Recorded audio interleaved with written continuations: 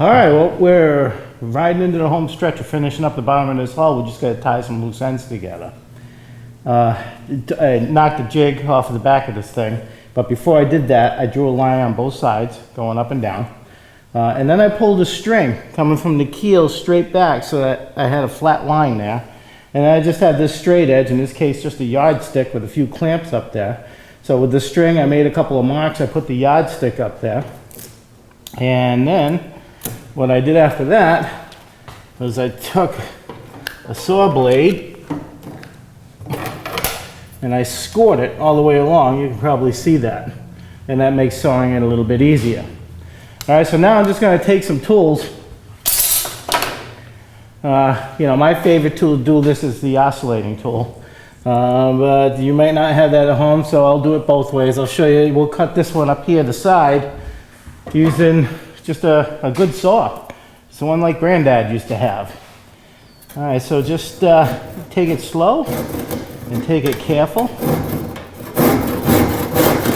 And take it just one blade at a time.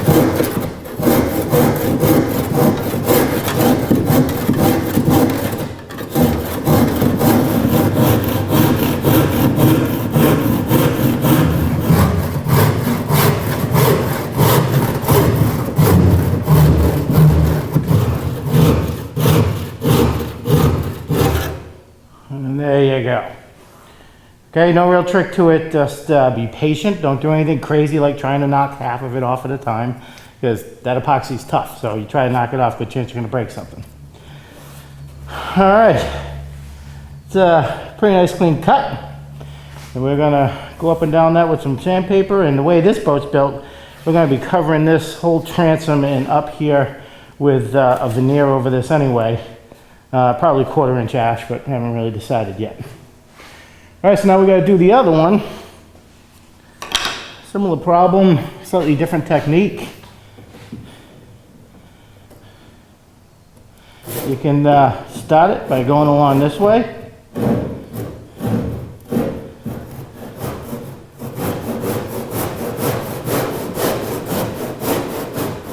Make some pretty good ground in some pretty short time.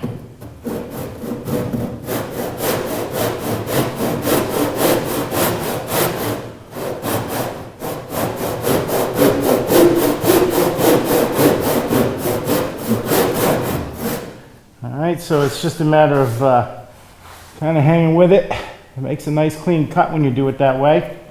If you do have an oscillating tool, then, you know, by all means, get your score cut and just go right on down till you get it all off.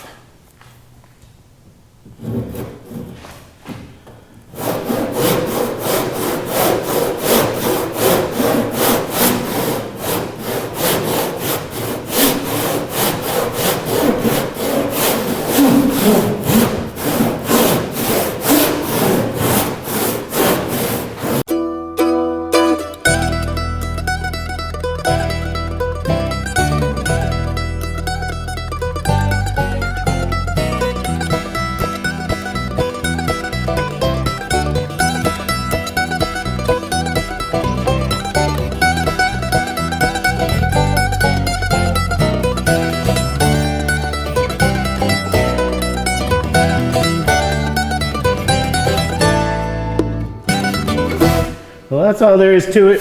I brought the tools down to the lowest common denominator.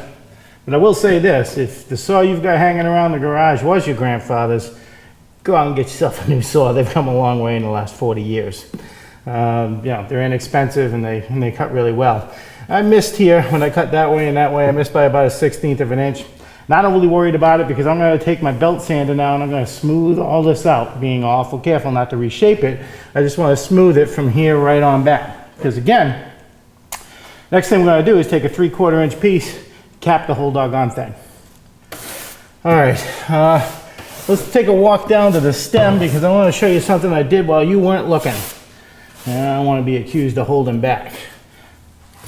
All right, so I told you that the other end there, we were going to leave that alone for a couple of days, and we did. We rolled the boat out of here so we could get some other work done. But I knew coming up that I was going to have to cap the stem with another 3/4 by 1/4 inch piece to meet going down the second piece of the keel. So what I did is I took a piece and stuck it into the steamer, same one that we used before, steamed it up. I drove a nail in about every 6 inches down here. And then all I did was I tapped them just enough so that it would hold it to the stem. And that way there, this is starting to keep that shape, right? So what we're going to do tonight is we're going to pull off all of these nails and we're going to permanently attach this piece here, doing everything we can to do the best, neatest job that we can, because our stem has come out great so far and we don't want to make it all messy now. That's also going to give me a chance to take care of something I'm not very proud of. After telling you all, you know, make sure you keep that keel straight, I got about a 1/16, you know, waggle going down that stem. Not very proud of myself. But easy enough to take care of, but I got to do it now. When we put the cap on this, you know, the most accurate, you know, one of the problems is doing it the other way. Well, first off, we had cameras running and all kinds of other stuff, so maybe we weren't paying as close of attention as we should have. And hopefully you won't have that problem. But you also got the straps in the way and your blocks are in the way and all that. So you really got to take your time and do the best job that you can. If you do what I did and you get off by a 1/16 of an inch there for a little bit, it's going to be a little bit easier to keep this next one straight, because what we're going to do is we're going to put this piece down and then we're going to put a nail here and a nail on the other end and tie a string, right? And so then all we have to do is make sure that this piece goes down so that that string stays right down the middle of the keel all the way down. And if the bottom piece is off a little bit one way or the other, if it's off a little bit bigger on one side, we can just take it down with a chisel. If it goes underneath by a 1/16 of another end, it doesn't really matter, because we're going to be putting a fillet on that with a little bit of fiberglass going up the side, so no harm done. I tell you this just because there's a good chance that you're going to have a similar problem. Hopefully you'll take your time and you do a better job than I did. But if not, it certainly can be fixed. All right, so we are going to sand that down. And again, be careful not to shape things. Don't round off any corners. All I'm trying to do is sand it down flat so that this next piece can go right over the top. Then we're going to mix up some epoxy and start to put these pieces down. And this boat's really coming to a conclusion on the bottom fast. After that, all we have to do is put our fillets, put a little bit of glass tape there, going up the sides, and then roll our filler coat on so that, you know, that texture goes away and it's all full of epoxy. And then we're not going to worry about painting it or anything like that. We're just going to let it set for a couple of days, and it's time to flip it over and take it off its forms so that we can start working on the inside. You don't want to sand the outside of this until it's good and hard. A couple of reasons. First off, the dust from unsettled epoxy is not good for you, right? So I don't care how ventilated your workshop is, it's just flat out not good for you. So you're going to want to give it full cure time before you start driving a sander in there and creating a lot of dust. All right, so that's the game plan. Let's get started on it.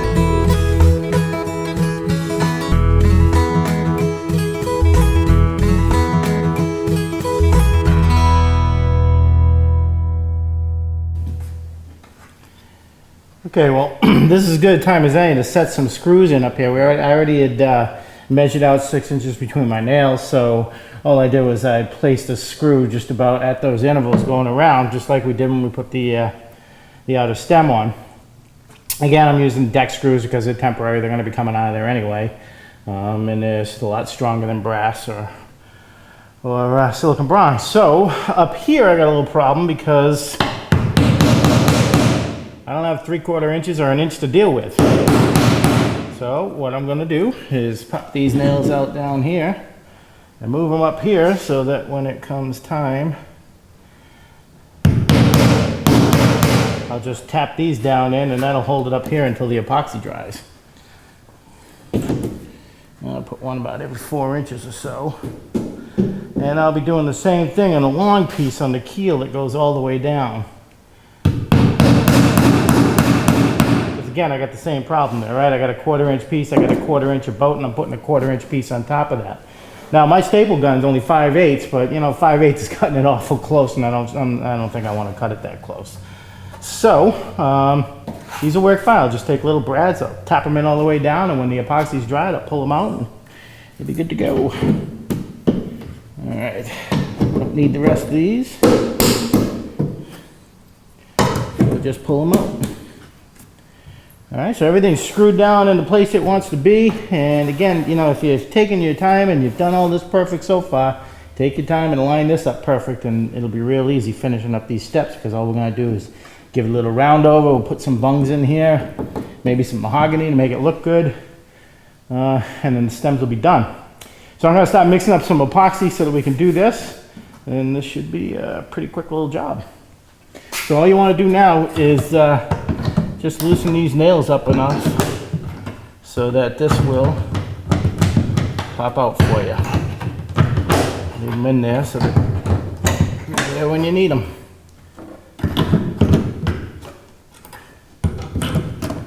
There you go. All right, now I'll take the screws out. All right, so the last thing I want to do before I pop this thing off is take a pencil, make a mark up here so I know where to stop putting the epoxy so I don't, you know, go too far down there. All right, now I'm going to pull this off, mix up some epoxy, and we'll get this thing set. All right, well, just as before, I'm taking the unthickened epoxy and I'm painting it down on this wood, and I'm going to do the same to the underside of the piece of wood that we're applying. Now we still have the screw holes in here from when we put the outer stem on. So the last thing I'm going to do, I'm going to paint this on the inside, and then I'm going to thicken it up a little bit and put some on the inside, and I'm going to thicken it up a little bit more, and I'm going to fill these holes is the last thing I'm going to do before we go ahead and attach that thing.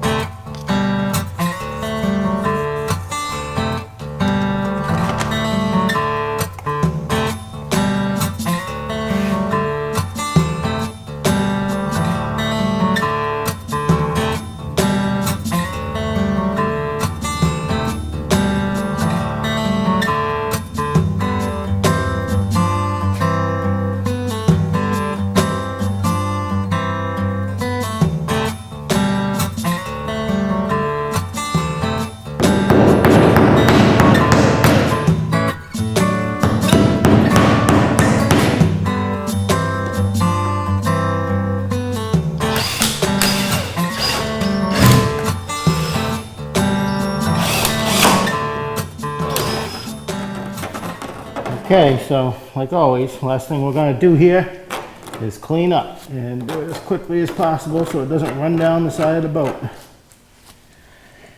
Get off everything you can. Hopefully you get a nice tight joint there. And if you pre-drilled all your screws and everything, it should be real good. You want to be careful when you're putting this on that you don't screw down too hard as you get to the ends of the wood. You crack them. Alright. So the next thing we need to do is that second keel piece. And we will get to that as soon as we finish cleaning this up.